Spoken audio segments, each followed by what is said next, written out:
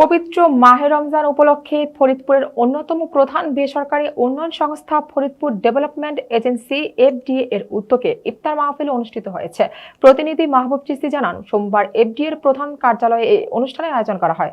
এ সময় এফডিএ এর প্রধান উপদেষ্টা মোহাম্মদ আজহারুল ইসলামের সভাপতিত্বে প্রধান অতিথি হিসেবে উপস্থিত ছিলেন ফরিদপুর সদর ৩ আসনের সংসদ সদস্য চৌধুরী নায়েব ইউসুফ এমপি। এ সময় অন্যান্যদের মধ্যে উপস্থিত যশোর শিক্ষা বোর্ডের সাবেক চেয়ারম্যান ও দৈনিক ফতেহাবাদ পত্রিকার সম্পাদক প্রফেসর এবিএম সাত্তার, ফরিদপুর মহানগর বিএনপির আহ্বায়ক এএফএম কায়ুম জঙ্গি, এফডিএর নির্বাহী পরিচালক আবু সায়ের আলম, মহানগর বিএনপির যুগ্ম আহ্বায়ক মিজানুর রহমান মিনান, ফরিদপুর প্রেস ক্লাবের সাধারণ সম্পাদক মাহবুব হোসেন পিয়া, মহানগর যুবদলের সাধারণ সম্পাদক আলী রিজওয়ান বিশ্বাস তরুণ, এক এর নির্বাহী পরিচালক এম এ জলিল, পথখুলি সংস্থার নির্বাহী পরিচালক বেলায়েত হোসেন সহ লে এফডি এর কর্মকর্তা কর্মচারী বৃন্দ, বিভিন্ন সামাজিক ও রাজনৈতিক ব্যক্তিবর্গ, ফরিদপুরের সুশীল সমাজ, সুধীজন এবং গণ্যমান্য ব্যক্তিরা উপস্থিত ছিলেন।